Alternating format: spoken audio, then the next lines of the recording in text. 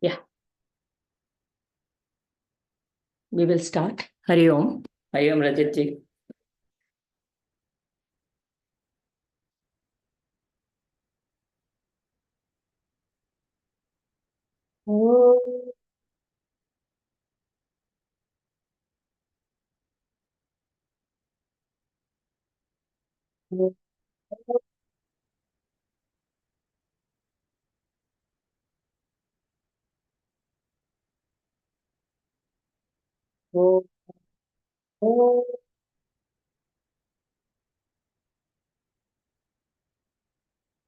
Sahana bhavatu,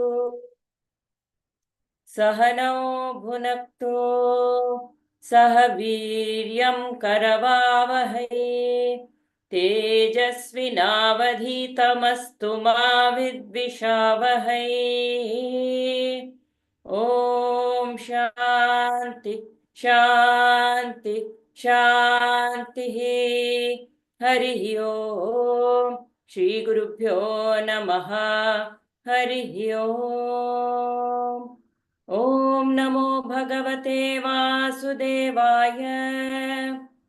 ॐ नमो भगवते वासुदेवाय। ॐ नमो भगवते वासुदेवाय।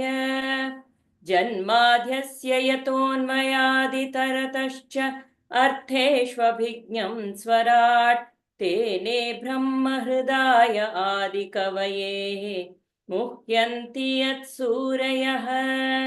तेजो वारिमृदां यथा विनिमयो यत्र त्रिसर्गो मृषा धाम्ना स्वेन सदा निरस्तकुहकम् सत्यं परं धीमहि।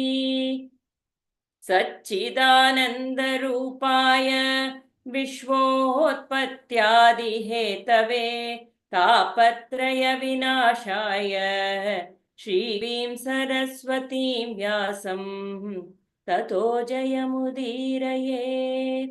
ततो जयमुदीरयेत्।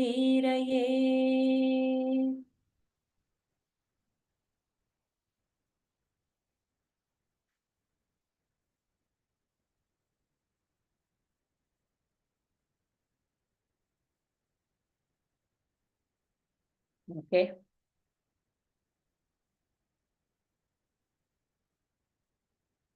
So last week we Are were here. you streaming it live to your It's Sanatana? already been streamed on to Sanatana Gurukulam. So we are looking at wealth and position, stay with man only. This is where we were with this. Well, we will start from here again. So basically,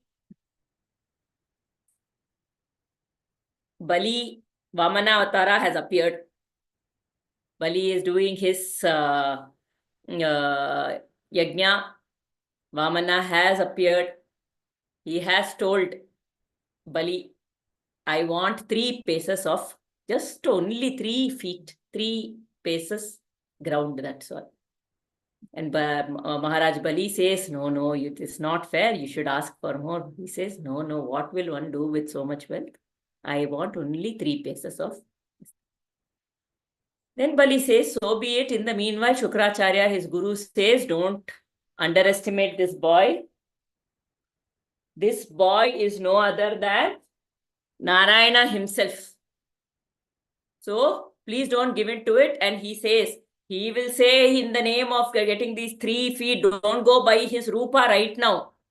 He will take everything from you. He will take the patala, he will take the akasha, and he will ask for the 3rd feet. Where will he keep? And he will take your life after that. Shukracharya is able to see everything. And he tells everything to Bali. And still, Bali says, what is the point? I am part of, I come from Prahallada's clan and, all these great Virochana and all are my predecessors. They are all such known for their humility, their dharma. How can I not give something? How can I possibly fear for my death and do something like this? If I do not give it, I have promised. Brahmana has come and I have promised that I will give him. How can I go back? Being in such a clan, how can I go beyond that righteousness? He was not ready, scared of his death. He just said, I have to do this. How can I not do this? And that discussion, he is answering back to Shukracharya. That is where we are. So he's saying wealth and position stay with the man only as long as he lives. We can't carry this wealth with us. So once he is dead, they become meaningless. Why then should they be important when he's alive? Again, you say that my life is in danger and so a lie is justified. To me, it does not seem to be such an important issue at all. I prefer to please a Brahmin, consider great souls like Dadichi and Shibi. See, Shibi, Dadichi, all these were known for their generosity. They did not think of themselves when they gave. Think of my father, whose name is still remembered because he was a giver and not because he was a king. This kingdom of mine has been ruled by great asuras who have never known what defeat is. They're all gone, every one of them. But their fame is still perfuming the earth.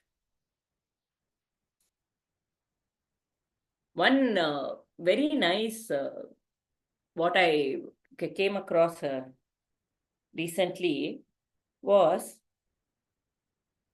even the negative forces that are there, they are there so that the consciousness of the others can raise. Like, why did something like a negative situation like a COVID happen? When something like COVID happens also, the consciousness, so many people took to spirituality at that time. Whenever something negative, that asuras, they work together, people, maybe out of fear, maybe out of whatever sudden shift, that is, they play the role of raising the consciousness of the rest of the people in some way, who are there in, like the devas, they will get into that complacent mode. They will start enjoying themselves, all the apsaras, all this, that, and suddenly the apsaras will come, the asuras will come and capture the space. Then they will realize, they will go run to Mahavishnu. Please help us. So like that, asuras are also in their own way playing a role which is destined by the larger eternal law.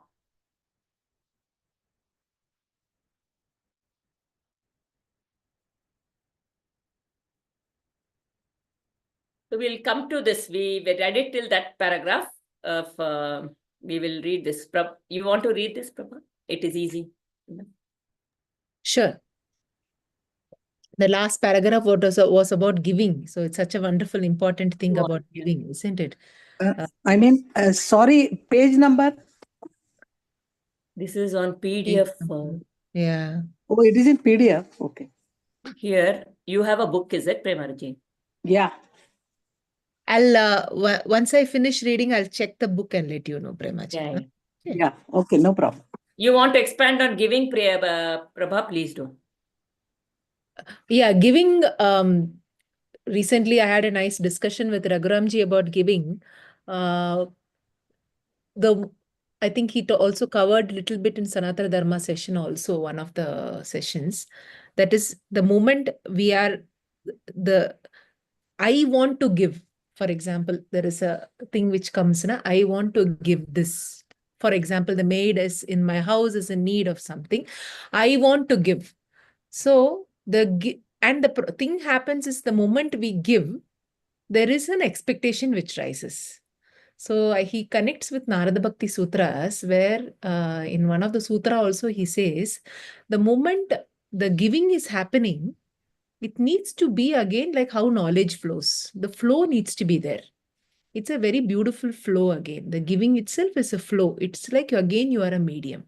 The flow is happening where there is no expectation. The expectation rises up because we think that I have done this and this to my maid, so she needs to be sincere, trustworthy, and do not to take off on holidays, and need to is not great. answering me. Class I'm muted. Go ahead. Need to be more grateful to me. So the moment that expectation comes, the giving also loses, or the giving wants to raise the self-ego that I have given. I have done this. So, and maybe somebody would be telling you also that, wow, you are a great giver. You keep giving. So how we are giving and how we receive, is there a very beautiful flow? I sometimes see many people, they refuse gifts, saying that, don't give me gifts. I don't want gifts. It's and the student sometimes is eager to give a gift. So because why the student is eager to give a gift, because the student is out of love wants to give, but the other side person is blocking it. So what happens is the energy flow, it doesn't happen. That is how we are receiving it graciously. We give also graciously, we receive also graciously. So the most of the time there is an imbalance in that way also, where many times we have that. I remember last week I had one session with my mentor, and someone said that when I receive, I feel I am like a beggar. I don't want to feel like a beggar. I don't want to ask and receive. So I don't want to receive just like that. Only if I need of it, I will receive. So there is a kind of a sense of an inferiority when a person when a person is giving us, or a person, or a sense of superiority that I have everything, I don't need your gift. So there is a block there, but somebody else is wanting to give. So I remember my mother-in-law always says that we receive everything with absolute gratitude. It's somebody is wanting to give us, that is not the time to stop it, saying that don't give me, I don't like gifts at all, don't give me surprises. So you're stopping the flow of that person is wanting to share the loving energy in this way. So there, the give and receiving is a very beautiful flow. Actually, it's like a circle, the circle of love actually. And in the circle of love, somewhere while receiving there is a discomfort for some people. For giving not in the material comfort, but giving love may be very, very, very challenging. Some people receiving love, they feel very uncomfortable. It's kind of little discomforting if we receive, we are overwhelmed. I'm too overwhelmed with too many people showering love to me. So again, it's a very beautiful balance. And again, we keep remembering ourselves that we are a very beautiful medium there. There is giving and there is receiving. There is a giving, there is a receiving. So in that way, when we are going in that circle, there are no limiting beliefs. There are no stoppage of energies. It's a flow. So let's all contemplate on this giving and receiving again this week. It will be very good because this whole beautiful chapter is all about the Bali giving. Then what attitude he is giving, that is also important, right? And what attitude the giving is happening. Yeah, somebody has written something here. Only gratitude while giving and receiving. Yes, Bhargaviji, absolutely. The gratitude while giving, the way the sentence is formed, when I went for this Kumbh Mela, it was a really spiritual experience. There everybody is giving annat. So many people are giving annadanam. Small, something. You're walking, somebody is giving. After a point, we realize that everybody is giving, but we are not able to take so much, right? So then for 5 of us, we were taking one and we would just like prasad. So they are giving because the way of giving is to say, if I say I am giving, I want to give, I should help them, right? So I want to give. There is a difference between I should help them. And the other way of giving is to say, I am thankful to God for giving me this opportunity to be able to give. Absolutely. So then there is no expectation. I'm thanked because I have got an opportunity to give. It is not because the other person needs or does not need. It is not because I'm helping the other person. Yes. That other person is in fact has given me the opportunity to do this. Very true, Aarti. In fact, I tell our yoga teachers also the same thing. When we are giving a class to our participants, many times participants feel very thankful because maybe they are feeling very good, wellness is improved. But it's most important for a teacher to feel very grateful that we have got an opportunity to give the class and be a medium of being a healer. So we need to thank the participants, that thank you so much for giving me an opportunity, rather than feeling a sense of superiority that I am giving, I am facilitating. So then a higher pedestal comes. Then it becomes, so even the prayer, Raghuramji very beautifully says in the prayer, that first prayer, no, the Shanti Mantra prayer, Sahana Vavatu itself is a very beautiful energy exchange between the teacher and the student. Actually, both are students only. That's what he says. All of us are students only. Maybe one person is maybe in the B level, one person is in A level, but still we are all students. So it is, and we are learning from each other. I always think that very clearly, that just because somebody is very new to this concepts, it is not that I can't learn anything from that person. Maybe that person might be fantastic in patience, highly compassionate, and maybe I am still lacking that. So when I'm actually doing that prayer, we are learning from each other, and there is an invisible energy exchange happening of learning together. So the whole thing is about beautiful giving and receiving. It's not only, people say, no, I love to give, Prabha, I love to give, I keep giving. But there might be some blockage in receiving also for them. So where is that block? What is that limiting belief? Everywhere we try to understand it, because maybe the block is coming because there's a sense of ego rising inside me. I don't want anything from anyone. I have already received too much. In my childhood, all I had to depend on my relatives. So now I don't want to receive anyone. I want to only give to everyone. There itself, one small ego clash is happening. So everywhere an introspection for us. That's the thing. Even when sometimes in terms of wealth, when sometimes if somebody says, okay, may there be Lakshmi and wealth. No, I don't like to think about Lakshmi so much. I don't like to think about. I can say that because I have it today. If I can say that I don't want to think about Lakshmi, somewhere I'm having it. That is why I'm not, let it all go. Then will we not think about it? We will think about it. So again, to be with gratitude for what I have as well. And what is wealth? Wealth is not only that coins there, right? The wealth of wisdom, the wealth of love. We say abundance, prosperity is a very beautiful chapter on prosperity itself. Prosperity is not about we wishing you a prosperous new year. If you're going to be saying, the prosperity is all about prosperous in health, prosperous in wisdom, prosperous in love. Many times we lack that love also, right? Love in us. So it's not about that gold coins and the gold ornaments there. So what are we inviting? Inviting abundance into our life. So we're receiving abundance. That receiving power is very, very important. And Bhagavan is telling us that. How are we receiving here? How are we giving here? So I'll continue this.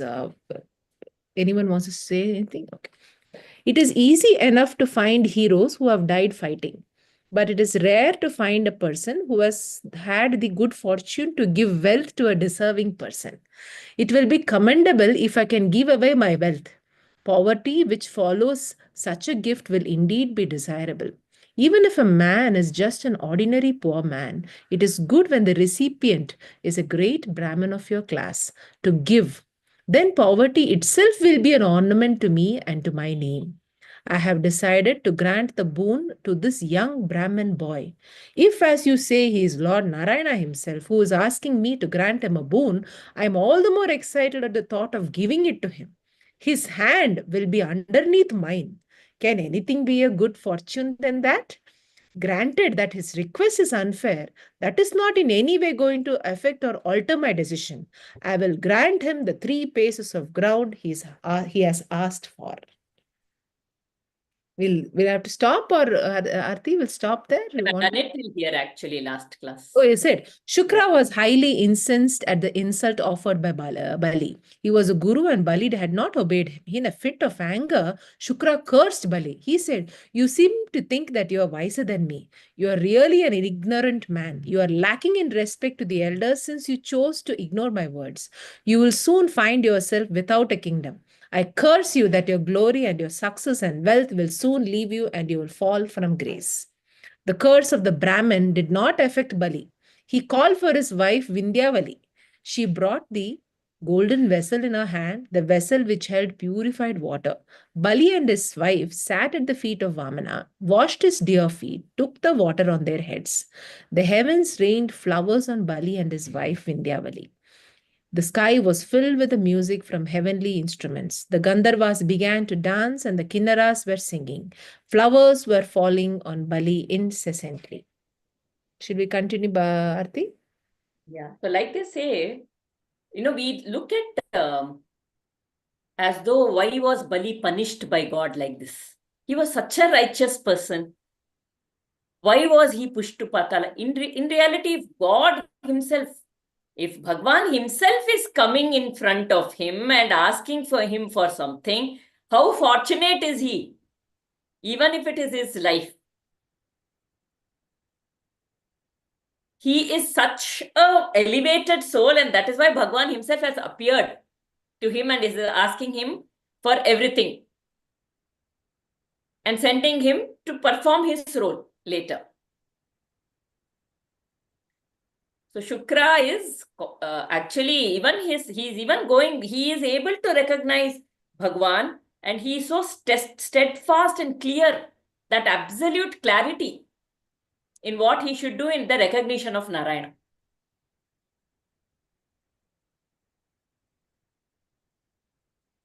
Now we come to the main part, Trivikrama. 99th chapter. 99th chapter. 3 paces of ground, the gift had been given and received. Bali lifted his eyes and looked at Vamana. Even as he was looking, the small Brahmin boy grew to immense proportions. Bali looked with tears of joy at the Vishwarupa of Narayana. He was granted the privilege of seeing the form of the Virata Purusha. He saw the universe, which is formed of the Mahabhutas, the three gunas, the Indriyas, the Chitta, and the Jiva. He saw the Rasatala at the feet of the Lord, and the earth in the soles of the feet. The knees were the mountains and the birds, while the thighs were seen to be the homes of the winds. He saw the Prajapatis and the Asuras. The Lord's navel was a sky, and inside him were the 7 seas. On his chest were the stars clustered and forming a garland of beauty. In the heart of the Virata Purusha, Bali found Dharma, and in his chest, Rita, sweet words spoken with righteousness. Satya was also there. In the mind was found Chandra. Lakshmi, with the lotus in her hand, was in his broad chest. His throat contained all the Samavedas and all the sacred incantations, as well as the sound in all its forms. The shoulders revealed the Devas led by Indra. His ears were the quarters, his head the heavens. The sun was in his eyes. Where is it? And his mouth held fire. His throat had the Vedas and his tongue Varuna. His eyelashes were the fates and the derision in the lift of the eyebrows. Bali saw on his forehead night and day and anger, while the Lord's lower lip was an epitome of greed. His touch was lust, his gait was yajna, and his shadow was death. His smile was Maya. The hair on his body was trees, creepers, and shrubs on the earth, while the rivers were his veins. His intellect was Brahma. His body was a home of all movable and immovable things, the Deva Gunas, the Rishis, and in short, everything. Everything gross, subtle. And causal is all him, is all in him. He say, no, Vishwam Vishnur Vashatkaro Bhuta Bhavya Bhavat Prabhu Bhuta Krit Bhuta Brit Bhavo Bhutatma Bhuta Bhavanaha. So this whole Bhuta, everything, the sky, the subtle energies that were there, the rhythm, the dharma, the Satyam, everything, Satyam Vadishyami, Dharmam Vadishyami, everything is in him and not apart from him. There is nothing in this universe that is apart from him. This is what he shows to Arjuna also on the Bhagavad Gita, while during the Bhagavad Gita in the Kurukshetra field. That Vishwa, when we look at in the Mandukya Upanishad also, 3 stages, the waking stage, whatever we see, everything that we see as this universe is all in him and not separate from him. In fact, Arjuna looks at that and he says, this is too grand for me. Please become my that. That's such a wonder thing. It's so, in a way, esoteric way. He says, please become my friend again, with whom I can talk.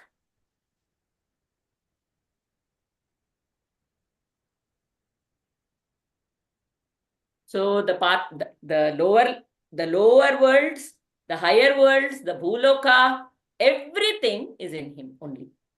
It's not apart from him. Anything anybody else is feeling? Sharing?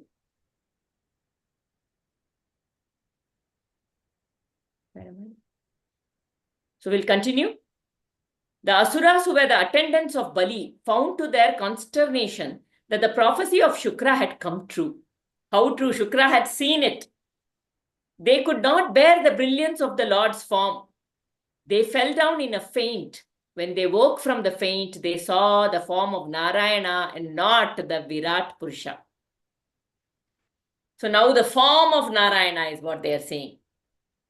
So the Virat Purusha is this whole, this Purusha in whom the 14 lokas are there, all the rhythm, the sun is his eyes, the rivers are his veins, and all of that is the Virat Purusha. And the Lord's form is that Shankha, Chakra, Gadha, Padmadhari.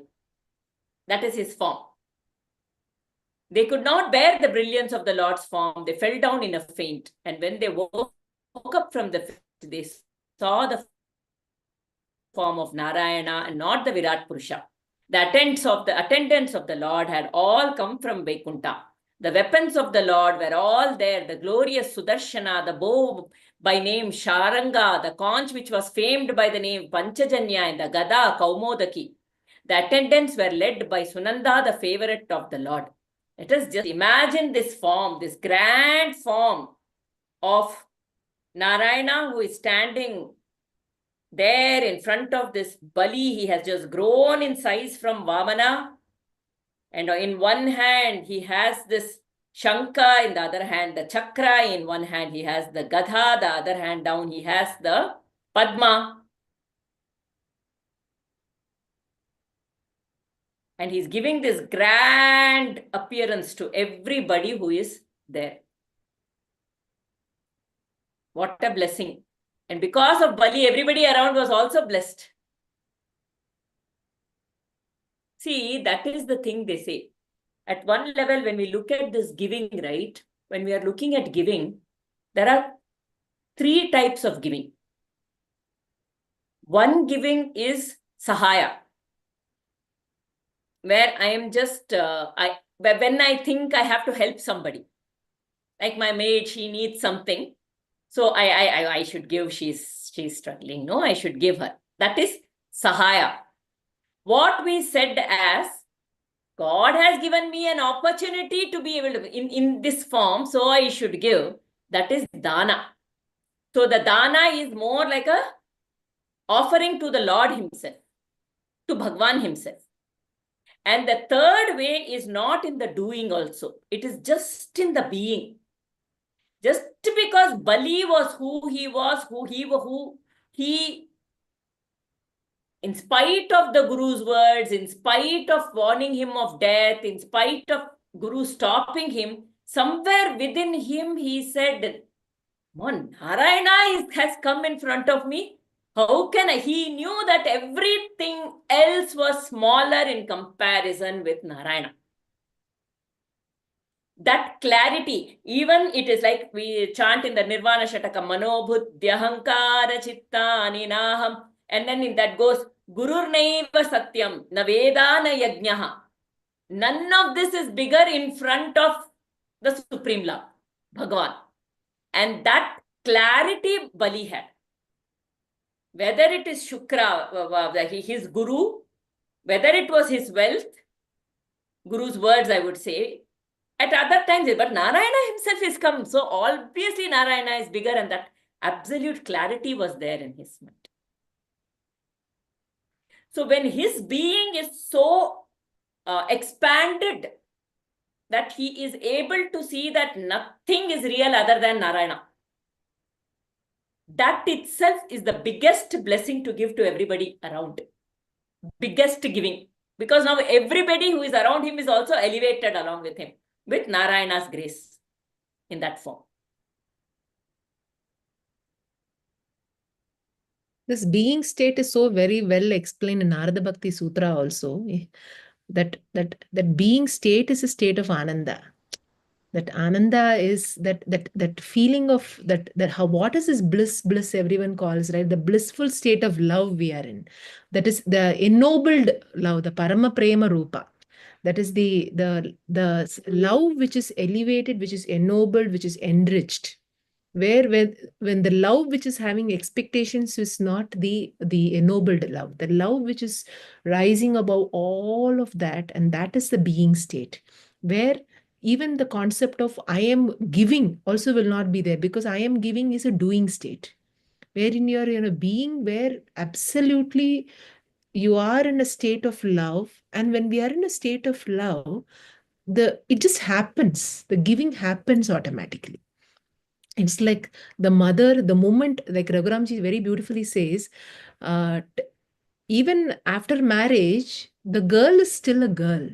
But the moment the child arrives, right? Actually, it's a death of the girl and the birth of a mother. And automatically the love actually gets elevated. It's enriches, it just goes higher, and immediately the mother does not think about her hunger. The child is hungry, let me give the child mother food. It is that kind of enrichment, that kind of rising beyond everything, is that state of giving actually. So, and when we come up to that state, amruto bhavati, trupto bhavati, all that, matto bhavati, we forget everything. We are in a state of atmarati, that is, we are in a state of being. That's it. And nothing else. It matters. So, and when we are in the state of that love, ennobled love, we see everyone in that. Everyone, our eyes are open to see everyone in that is. And when we are seeing everyone, the way we are experiencing it is very beautiful, anirvachaniyam, that is absolutely cannot be expressed. I can say I love you very much, that's all I can say. Maybe I can be like Shashi Tharoor and give beautiful flowery words, but the experience of love is absolutely within me. It cannot be expressed. The state of being is also like that I am in that being state. I cannot say to anyone that, I am in a being state. It is absolutely to be experienced. And imagine that standing there and just this beautiful view of the Virata Purusha there. So how Arjuna felt, how Bhishma felt in the same Virata Purusha. Bhishma also got an opportunity during in the Mahabharata also, no? When Krishna, Lord Krishna comes as a messenger in the court of Dhritarashtra. How Bhishma felt. Everyone else could actually had to close their eyes. They could not take in that light. But Bhishma had that opportunity, had that blessing to see the Virata Purusha. And then even during the wartime also, Bhishma said, oh, Krishna, he could not see the anger in Krishna. Krishna was getting really angry with Bhishma for using the bow in such a manner. But Bhishma was so excited to see Krishna there. Krishna, you are here, like that. So that is the state of elevated love, and where we are, that divine love flows through us. And when it flows, the giving, receiving, everything is happening very beautifully. It's like the dhara. It is a flow. That's what Raghuramji talks about in the concept of even Radha. In Radha, the character, the flow of love is there. Beautiful flow. It's just a flow happening. She looked at Krishna, understood before Krishna was her lover. The moment she understood that Krishna is here as a Bhagavan for a greater purpose, the love was just flowing more from her. At that time, she did not want to say that Krishna, you have to be with me. If it was with him, it was kama. It was a desire to have only for me, possession. But at that time, it was just the flow of love. Krishna, you have come here for a reason. If you think need to go, go. This is your purpose in life. You have come here for that. So that is the way the giving, receiving, everything happens in that very beautiful way. And most of the time, there is wheeling. We are wheeled. It's there. Love is in our true nature. Only problem is how these people fainted is basically we are not able to see the truth because most of the time we are wheeled by our own world, our own stories. So somebody I saw in some serial, oh, if I fall in love, I'm going to be in trouble. If I fall in love, love causes all kinds of problems. And I was just thinking about it. Love is not causing problems. Love actually does not cause problem at all. But we think that because of love, I am suffering. Because of love, this person is doing to me. This was a love. That person is not doing this to me. So many things are there, but that is not the state of love. State of love, state of being, state of absolutely in that state is rising from all that. So, and that is where we need to elevate our love.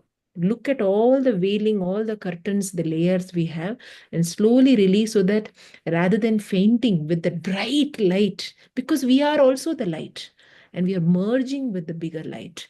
So, and the moment that veiling removes, then we are able to see that form of Narayana in everyone around us. And that is our journey. This is itself is a journey, right? So we are born with pure love. So that is what we can surely, have that purpose in that way. If some of you are thinking, what is my purpose, Prabha, is, I would say that the purpose could be that wheeling is removed and I've experienced that state of love within me. A day comes when I experience that and I feel so ennobled, so enriched that love just flows. It flows from my eyes, my senses, everywhere it flows. So that is the state, I wish, we all could, uh, look forward or aimed or aspire to be. Aspiration is a important word here. Yeah. Anything coming up for you, Aarti? No, that point where you said beautifully that wailing. So everybody, they went to sleep and they got up and they saw when Bali was able to experience this whole causation in its subtlest form. For the others, they were only because when you are, they were only able to see the form, the grosser form of Mahavishnu. So again, it is like if I am attached to the body, what I can only perceive the form. The subtler we are in our own, the more in touch with the being, the more what Bali saw was in everything there is Narayana. Narayana was in everything. That was the supreme reality. In the sun, in the rivers, in the thing, in the Satyam, even the Satyam, in the Dharma, in the Ritam, everything, it was only him. So that is the subtle form of seeing everything. In the room, you have so many objects, but these objects are in him. There is a space between. In my mind, I see so many things, thoughts come and go, but in the space, what is there? He is there. The consciousness is there in the space between two thoughts. Like that, in the space between everything, it is only him. So instead of catching hold of the objects, catch hold of that space in my mind. We will find him. We often catch hold of the thoughts are coming, the emotions are coming, everything is running in my head. And I get caught with the objects. If I can just shift my attention from the objects to the space, in the space we will easily find. It is like in that Mandukya Upanishad, it says, Om, you chant Om, and then there is a space. And then you chant Om, and then there is a silence. So in that silence, who is there? It is the Virat. The Supreme Brahman, the being, the great, he is there in the silence, but he is there in the silence, he is there before the Omkara, during the Omkara, and after the Omkara. He is there in everything, but for us, it is easy to perceive him in the silence. So look for the silence more than the objects. Whether it is the objects outside, whether it is the objects in our mind, which is our emotions, our desires.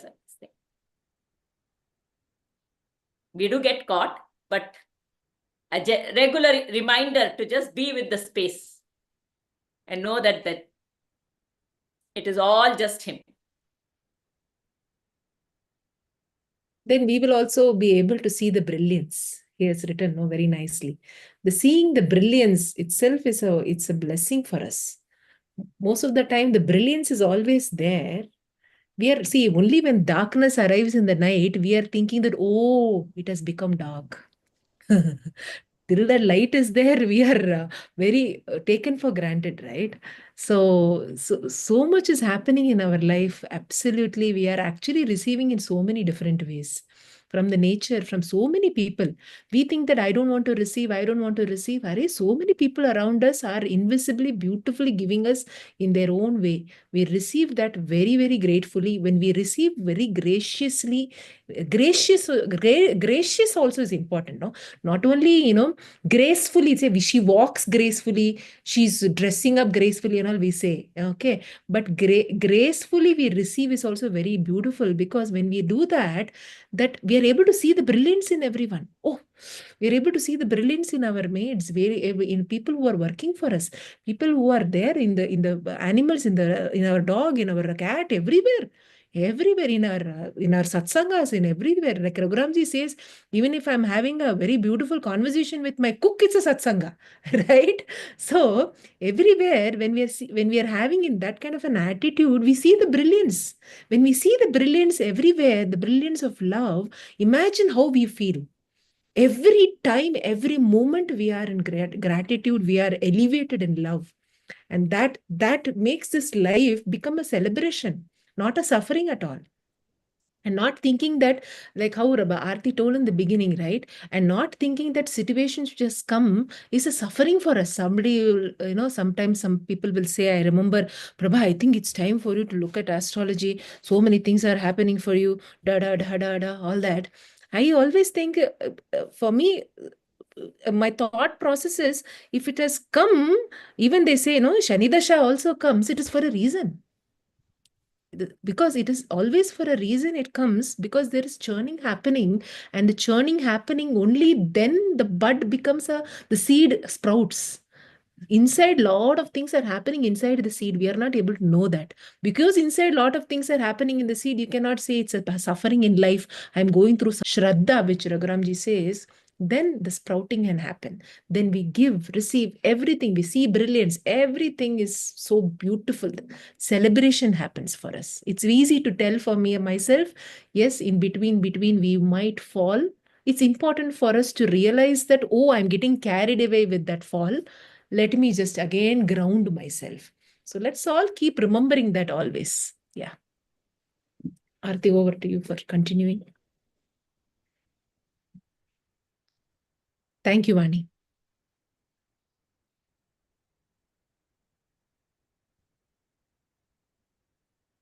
The immense form of the Lord reached the heavens. Narayana with one foot covered the earth which belonged to Bali. I think. Yeah, you've sorry. The The Lord Lord was glowing with his crown with jewels gleaming from it. His bracelets adorned his magnificent arms, and his earrings, shaped like fish, gleamed with every movement of his head. Srivatsa, the mark of his chest, was made more beautiful by the jewel Kaustuba. He wore, this is all to envision, okay? Just bring it up in this mind, this beautiful form of Narayana. The Shivatsa, the mark on his chest, was made more beautiful by the jewel Kaustuba he wore on his chest. His golden yellow silk was flying in the breeze, and a beautiful smile lighted his face. The immense form of the Lord reached the heavens. Narayana, with one foot, covered the earth which belonged to Bali. His frame filled the skies, and his arms spread wide, enveloped the waters. For the second pace, only a part of the heavens was visible. He raised his foot and it reached the Maharloka. And passing it, it went to Janaloka, Satyaloka, Dyorloka. Brahma, who was in the Satyaloka, went with great excitement near the foot of the Lord. The gleam from the nails was like the soft light of the moon, and it beautified the Satyaloka. With him came the Rishis, Marichi, the Sanaka brothers, the yogis, the Vedas and their branches, and they all worshipped the foot of the Lord.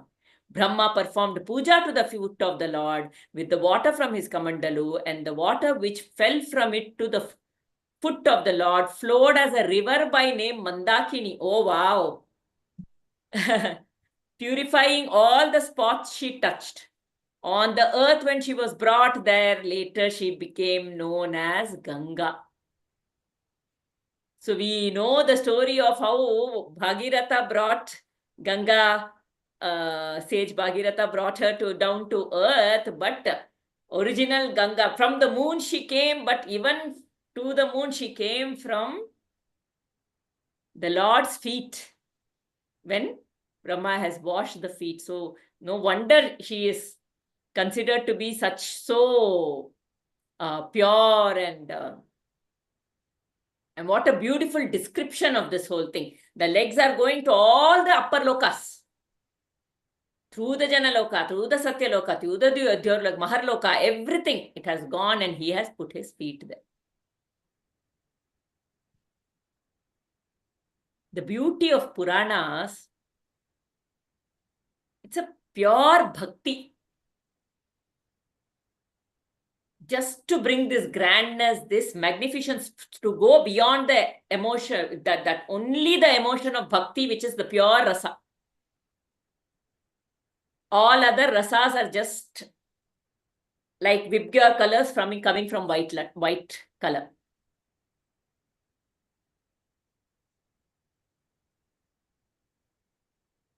Last week we were discussing about all the other rasas. Somebody asked, so is it okay if I get angry with Lord? Is it okay if I keep getting? We said yes, because it's one color, and that one color finally represents that one white light only. So any rasa, whether it is Shishupala, whether it is Shishupala hated Krishna.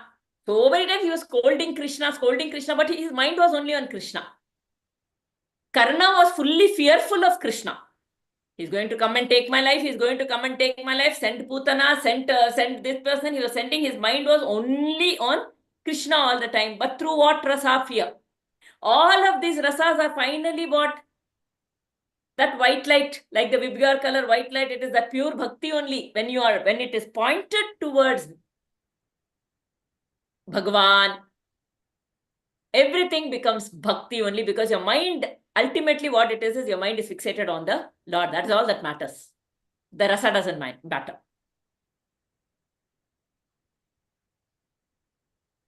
And this is pure bhakti. This is the pure, his form, his magnificent. You get that feeling of awe, the wonder, the everything. That is why in India we are a lot more, emotional drama characters, I think. If you go to the West, very straight face, everything. But here we will have so many, this thing. We need songs, we need dances, everything, because for us that Navarasa is very important. Navarasa and that bhakti, everything, all the Navarasa pointed towards the Lord.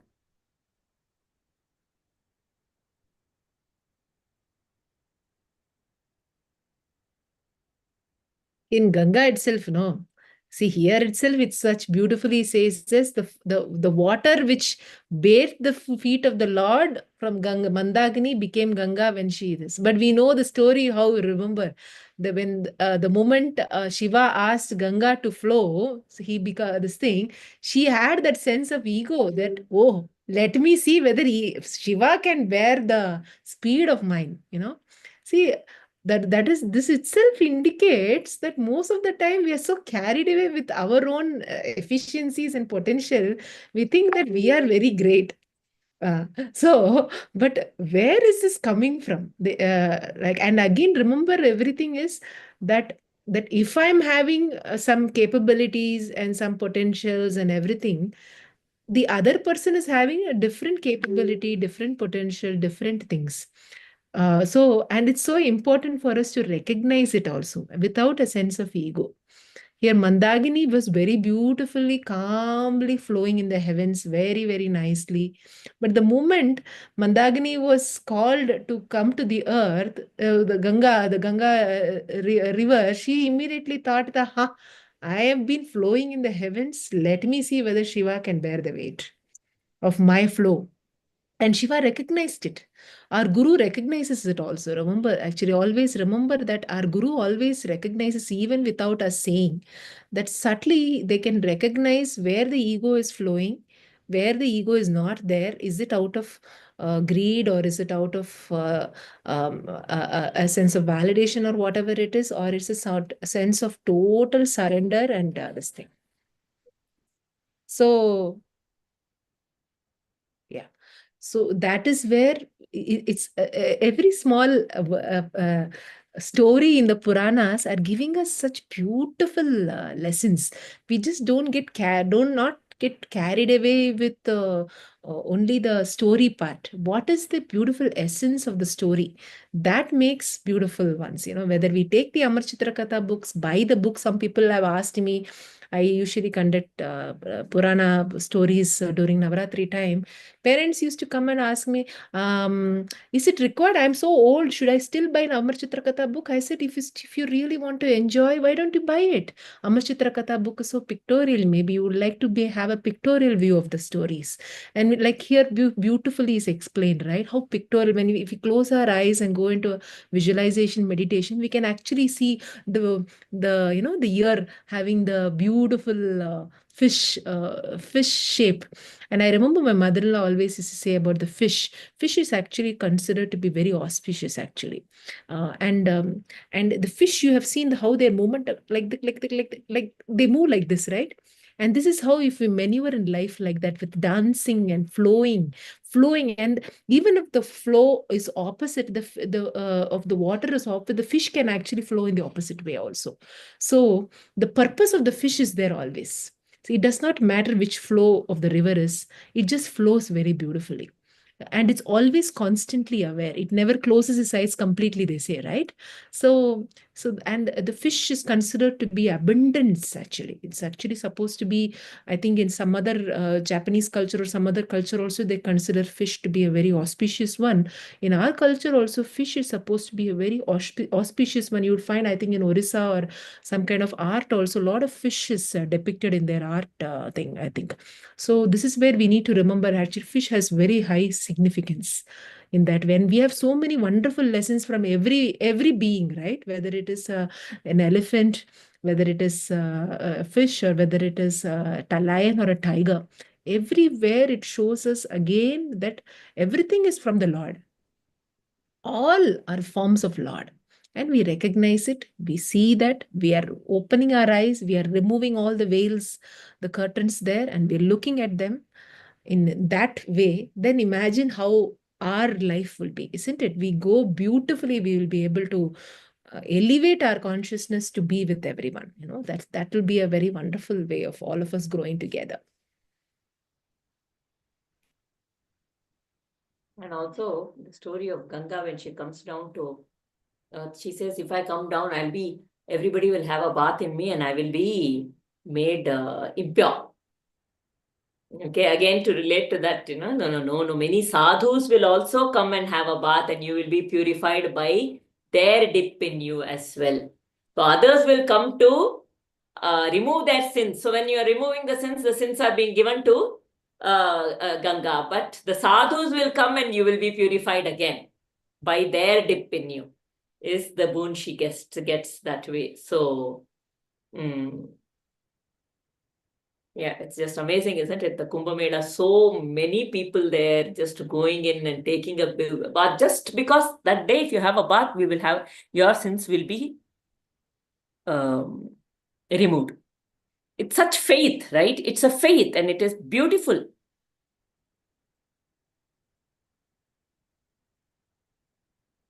The way faith works, even though the stampede happened, some people went in and what is the thought at the time of death? Oh, we have come here.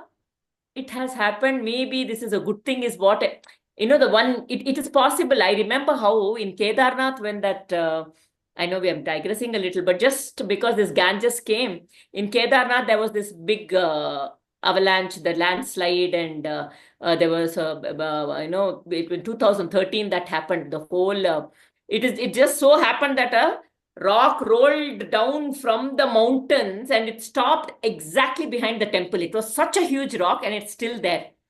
But what happened is that rock actually stopped the snow slide from damaging the temple afterwards.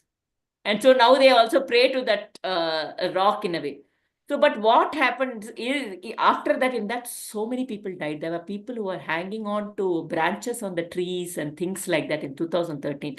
And one person, he had lost all his, he had come with his his brother's wife, another sister's husband, and something, all of these people. He was the only one left out. Everybody else had passed away in that avalanche. But when he was interviewed later and asked, will you go back again? He'll say, हाँ, मैं तो जाऊंगा. I will take my kids also. If you have to go to such a holy place and die, the only thing you're thinking at that time will be, it is so easy for us to think, oh, Om Namah Shivaya. You are in that time. So that's what they say about death also, right? So at the time of death, you leave everything and you just surrender to the Lord. So they look at it as such a blessing. हाँ, मैं भी जाऊंगा, अपने बच्चों को भी लेके जाऊंगा. That comes from that faith comes from a certain absolute surrender and faith of and purity of the heart. As though no blame. What is this? And that is that bhakti in the villages you can see really. When we went there, the way they come, they do everything. It's absolutely childlike faith. Don't mind standing for hours. Don't mind all the physical trouble. No complaints. Nothing. We'll stay there for a whole month. नहीं. And you ask somebody, आप इधर क्यों नहीं? And somebody is saying, there. नहीं, हम तो यहाँ पे रहते हैं. And you know the way they address Ganga ji, Yamuna ji, they'll never address as Ganga. You know the way we say, हाँ, नहीं तो हमको तो गंगा जी के पास रहना अच्छा लगता है. It's like, you know, that personal thing. That's so beautiful. Actually, that's such a purity. Ganga ji है ना, हम हमारी देखभाल कर लेंगे. यमुना जी है ना, वो देखभाल कर लेंगे. तो हमको कोई प्रॉब्लम नहीं है. टन नहीं लगता है बाहर. नहीं, क्या है इसमें? केदारनाथ जी है वहां पे. Okay, there'll be one simple fire and they'll be sitting. There is an absolute down to earthness and simplicity and how I will not even call it humility. It's absolutely childlike purity. We somewhere, you know, in all our comfort do accumulate. I was actually telling that Kumbh Mela this time I was able to go. It is usually for these poor, they are blessed because for them, they don't have bodily inhibitions. They are able to go, they are able to sleep anywhere, they are able to do whatever. But for us, we need some comfort. We are not this time with all the arrangements, with a few luxury, slightly luxury tents and all. We were also given an opportunity to go and see. It was not like, you know, it was a little more inclusive of us also, because for them, they don't need anything. They will just go. It's not a problem. So I felt blessed that we were also able to go this time, included in that whole thing, and thanked the Lord there. We always think they are the ones deprived. No, actually, we are deprived a lot more, in fact, because of our bodily attachments.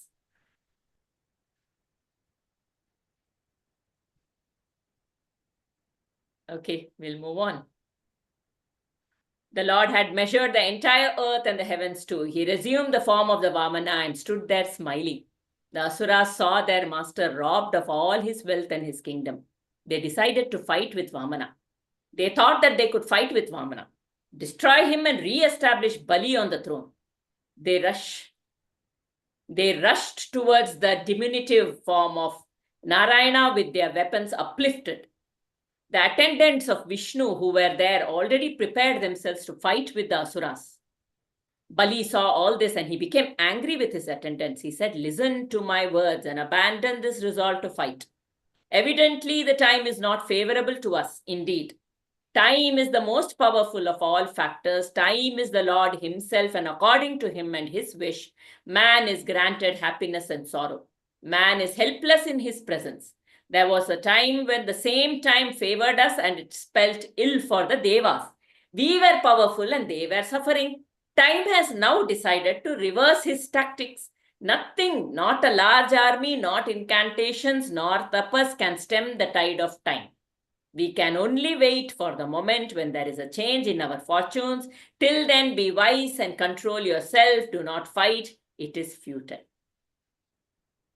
So the beauty of the statement is day and night will come. Seasons will come. The summer and the winter, this keeps. It is a part of life. So like he's saying, Devas are powerful sometimes, Asuras become powerful sometimes. So when it is that Asura is powerful, whether even within us, when sometimes things are not going, the only thing we can do is surrender. That is what Bali is showing us here. Right now, time is not in our favor. It is not our time to fight. It is not our, basically not time is not our favor in the sense it is not our time to fight. So then, like when in the seasons, winter comes and summer, then summer comes, the bear goes. When the winter comes, it just goes. It has planned for it. It has collected everything for it to eat, sleeps, eats, sleeps. It's in hibernation. Like that, we just, with a surrender, just keep doing what we have to do until the light comes again. There will be a shift because this is the natural cycle. The wave has to go up, the wave has to come down, the wave has to go. That is life. Do not fight also. There's one more important thing about this fighting. I was just thinking about it. Do not resist also. The resisting, things are happening within us, this Asuras and the Devas fighting within our mind spaces. For example, at that time, I remember recently one of my very close, one of my school classmate had lost his very dear friend with an accident. And I don't know how men respond to grief because I was just thinking loud about that. Women have a way of crying out or maybe letting out with friends and themselves and all that. And he was so much in grief, and he said that I don't want to cry in front of anyone. I'm already very depressed. Things are happening so much. So there is a resistance also to be with the discomfort. That also there is a fight. The Asuric nature, or this thing, so many different confusions in the mind. That itself, do not fight, it's futile. This whole thing, it's very important for us to remember that there is no point in fighting to stop from being vulnerable. Yes, at that time, it's fine to be vulnerable. It is fine. Do not fight to stop from being vulnerable. Do not, it is absolutely futile. It's very correctly said. It is futile to do that. There are some situations in our life where we might be very vulnerable, and being vulnerable makes us feel uncomfortable in front of others. Why is that? Again, that there is an image which we want to show up to the world. That I am this and this, and being vulnerable is I might cry, or I might feel bad, or I might this. So again, at this particular situations, when you see such an interesting situation, this one. So, but there are some situations in our life where there is no point in fighting. There is no point in denying. Denial is also a kind of fighting. In internal fights, we think that we only fight with external people. We fight internally a lot. Internally, oh, I'm filled with so much ego. Oh, so look at this kind of thought has come. I'm so bad. I've criticized myself. This myself. Oh, this person is telling this to me. Oh, why can't they keep their mouth shut? I'm already upset. Why are they telling all this to me? So many ways the internal fight is happening. It is absolutely futile. And this is the time to remember that the change is inevitable. We keep telling that. Change is inevitable. This too shall pass. We keep hearing that word, this too shall pass, but it's actually such an important, potent sentence. The time, this is the time, but a time will come when this also flows. Things will change. And I am patient. And at that time, it's my spiritual sadhana. There is no fight here. There is no resistance there. And that is the time where I'm in tune with myself and my sadhana is happening internally. And where there is no internal argument, internal confusions and all that. I am in touch with my own self again, believing, strongly rooted, saying that the time will come when this too shall pass, change is inevitable, and I'm flow with the life. Again, which is so important, this wonderful affirmation, which is called I'm flowing with the life. I trust the process of life because the moment we are trusting it, it beautifully flows. There is no fight, there is no denial, anything, all that things are not happening. And we flow. Actually, there is a I'm moving little bit away, but again, for some of you to understand, because many times I bring about health ailments also. If somebody is having knee pain, for example, the deep-rooted cause of knee pain is somewhere stopping the flow of life, somewhere stopping the process of life, being self-critical. There is internal fight happening that some things have happened and I should not have done this. There is a lot of guilt and criticism happening. So you're not able to move forward, and such people tend to get knee pain. Maybe in some part of your life, you might be having that and still it is embedded somewhere. So some different kinds of ailments also, it has happened because of some internal fight. And we need to remember that let me flow with the life. So it is not about externally treating your health ailments, internally healing, where we are saying that I am not helpless. I am rooted by the divine energy, rooted with the divine love. And I'm using this time, which is so difficult, to do my sadhana, and where I don't fight with internally. I don't fight with the world. I don't fight internally also. I am amidst the chaos in the world, but I'm still not fighting. I'm amidst internal chaos also happening in whatever way, physically, mentally, situations, whatever, but still I'm not fighting. But I'm choosing to believe that this too shall pass. The flow of life continues. I trust the process of life. It's like a fish. Again, keep remembering that fish. Oh, beautifully. Have you seen a fish so gracefully they move in the water, isn't it? So when you watch fish, actually, it's very relaxing. Some people find it very relaxing to watch fish. They keep fish tanks. And when they look at the fish swimming around, I see people saying that it feels so calming, right? Imagine that if we are also able to do that. Fish do not resist waters, no? They just beautifully flow. So everything, every sentence, every word is very potent for all of us. Just remember that. Yeah.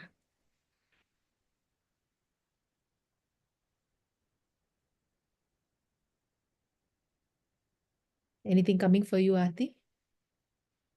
Oh, 3 minutes more. Yeah, I was just thinking 28. So we'll close the session for today. If anything, anybody else has anything to share. Otherwise, we'll Someone close. wants to unmute, please unmute so that it is an interactive session also. Yeah. This too shall pass. I mean, it makes, I totally resonate with that because a year and a half back when I started with one of Bala's sessions in Aikyam, she had said this story about that king who gets that whose father on his deathbed gives him a chit and in which something is written, and he says you open it at the most important points in your life, most crucial moments in your life. And then when he's about to be defeated, and then okay, his father dies, and then he takes over the kingdom, and then after a few years he's in a fierce battle and he's being chased by the enemies, and then he's at the edge of a cliff, and then he remembers his father's words, and then he opens the chit and it says this too shall pass, and somehow he musters the courage and he fights the enemies and he beats them, and again he gets the kingdom back, and again that coronation, again he's crowned back and people are sort of hailing him, and then again he looks at the chit and he reads it that this too shall pass. Be it good times or bad times, it pass. And yes, when Prabha ma'am said that story of a friend, I am somebody who feels very vulnerable expressing my emotions, especially about in front of others. So maybe I need to work on that. And yes, this too shall pass. I totally, I mean, I know from experience it. Thank you. And it's important when somebody is also showing their vulnerability, how are we with that person? Remember that always. You also don't try to say, don't cry. Huh? Yeah. Uh, I'm not uh, very comfortable when others are vulnerable. So yeah, obviously. that's why I was telling you. For all of us, no, I've seen some people get very uncomfortable, jittery when somebody Yes, else is yes. crying in front of them. I'm one of I them. have seen that personally. Where if I am crying, for example, I the get other very person is not uncomfortable. knowing what to do. They feel helpless, is written, no? They feel helpless because Yes. they want to alleviate that pain. Yes. You don't need to do anything. No doing here. Be. That's it. Be there. Just sit with them. Offer your hand. Offer your shoulder. Close your eyes and pray for them. That's it. So somebody shows vulnerability. Don't think, oh, you know what to do. She's crying now. I don't know how to actually take care because I am not that kind of a person. I don't know what to say. If I say wrongly, she will misunderstand. Nah, just be there. You don't need to say, I understand also. You might not even understand her pain, right? You don't need to say, no, Prabha, everything will go off. This is also will pass. You don't need to say the wrong words in that time. You don't need to say all those things at that time. You just say, I'm there for you. That's it. So there also, you don't try to be the savior. Just be there. So everywhere is very beautiful ways of us giving our love. This giving aspect is something we need to really very beautifully munch upon this week. How are we giving? In what way? How my giving is ennobled? Can I ennoble my giving? Can I enrich my giving? So let's all think about it very beautifully. Think and munch upon it. It will be wonderful for our growth. Yes, ma'am. Thank you. It close the session. Om Asato ma Satgamaya Tamaso ma Jyotirgamaya Mrityorma Amritam Gamaya Sarve Bhavantu Sukhinaha Sarve Santu Niramayaha Sarve Bhadrani Pashyanto Ma Kaschid Dukkhabad Bhavet Om Shanti Shanti Shanti Hari Om Shri Gurubhyo Namaha Hari Om. Thank you, Aarti ji. Hari Om. Thank you. Thank you, Prem. For the wonderful session. Dhanyawad. Yeah. Dhanyavad. Thank you. Thank you, everyone.